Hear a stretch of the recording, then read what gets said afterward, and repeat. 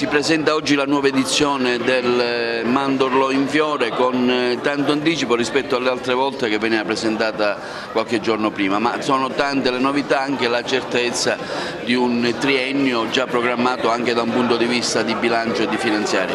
Sì, oggi presentiamo la bozza del Mandorlo in fiore, dove abbiamo proposto tutta una serie di attività che si riallacciano alla tradizione del mandorlo nella sua eccezione propria e all'innovazione che è necessaria per dare un impulso nuovo a questo mandorlo. Questa volta siamo riusciti a programmarlo con notevole anticipo, è il secondo anno di cui noi ci occupiamo, sapremo che dai prossimi anni in poi possiamo programmarlo con notevole anticipo, perché il decreto legislativo 118, che ci dà un bilancio pluriennale e quindi ci dà la possibilità di autorizzare una spesa,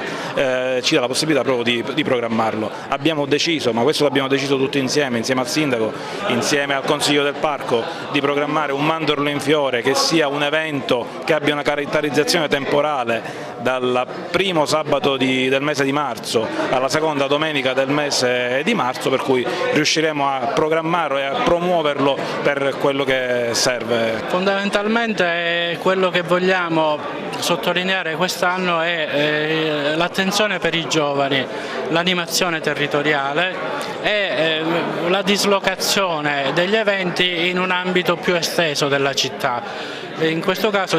fa gioco il Palacongressi, che diventerà il centro motore sia dell'azione di comunicazione, ma sia anche dell'incontro della comunità anche con i partecipanti internazionali al Mandorlo. Quindi pensate di aprirlo il Palacongressi e fruirlo per l'occasione? Sì, pensiamo anche di aprirlo prima in realtà, quindi a marzo dovrebbe essere operativo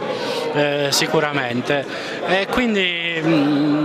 una particolare attenzione anche al tema della tradizione e innovazione, quindi da un occhio alla salvaguardia del patrimonio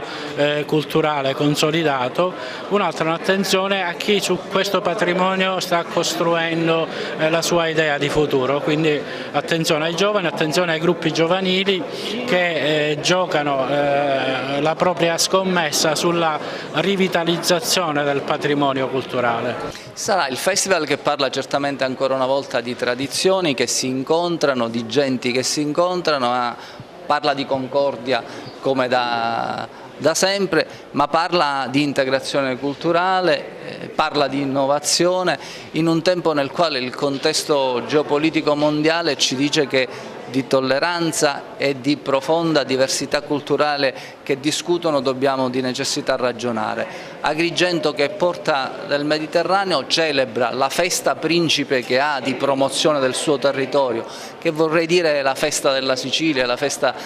della primavera, la celebra con un livello di software culturale che è veramente alto e che penso sia al passo con il momento che la città stia vivendo.